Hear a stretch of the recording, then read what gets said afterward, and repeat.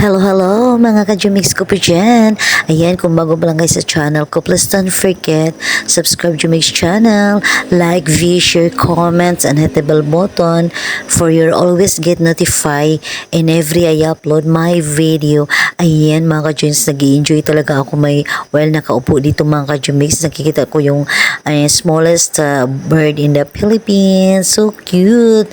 And beautiful color talaga siya mga ka-Jumix in real mga ka-Jumix. Kaya ayan, nag-voice lang po ako mga ka-Jumix kasi may music kaya ayoko pong mag-copyright kaya yung iba tinanggalan po natin ng sounds mga Jumix. Kaya yan, keep watching until the end of my video.